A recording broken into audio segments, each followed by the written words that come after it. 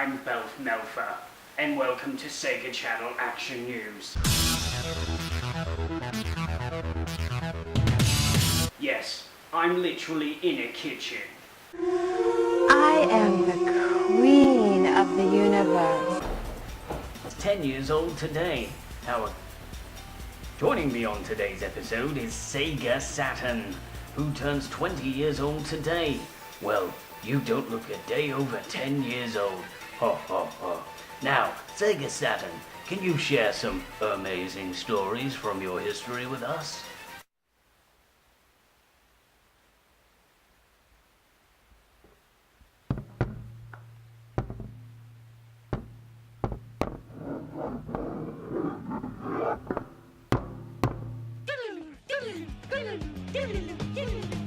Released in 1997 by Takara, Arcana Strikes seems to have been released as a response to the card battling and monster capturing trend of the mid to late 90s.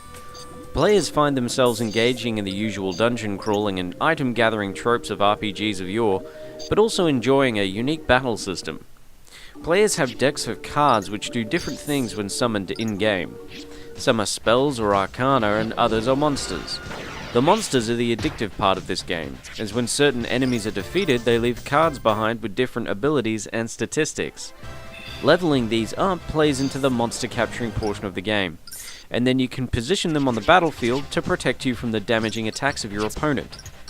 Building and managing your deck is addictive and very accessible for non-Japanese readers, so you can get a lot of play out of this unique and enjoyable RPG, exclusive to the Saturn. Of bonus mention are the graphics, which complement pretty sprite art with gorgeous alpha-channeled video that adds a lot of visual flair to battles. Channel 1994 apologizes for interrupting tonight's episode of Yu-Gi-Oh!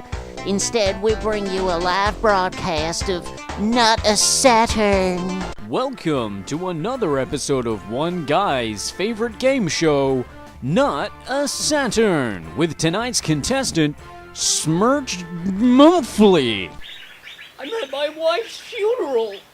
Okay, with our backup contestant, Bear with Human Hands. Well, give me blood. Okay, Bear, what is not a Saturn? A Saturn, or B, a 1978 Cutlass Supreme? Well, I will feast on your young. Gungriffon was actually released in the West as a fairly early title for the Saturn. It was a gorgeous and addictive mech battle game that was followed by the sequel, which only saw a Japanese release in 1998. While Gungriffon 2 changes little about the original and its sequel incarnation, the original was so good, more of the same isn't to be sneezed at. The game still looks really good, though detail is somewhat lacking in the environments and combat is frenetic and varied.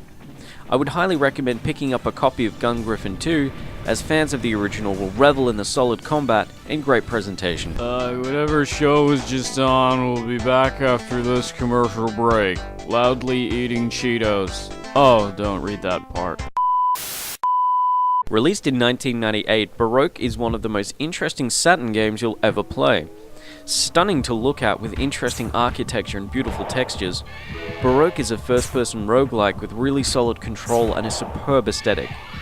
Traveling through the twisted halls of a menacing tower, you fight waves of nightmarish enemies, collecting items and going back to the beginning to do it all again to advance the rather perplexing story. Baroque is English-friendly as many translation guides exist for the story, and the menus are easy to figure out once you've diddled around with them for a little while. This is a must-have for any Saturn owner.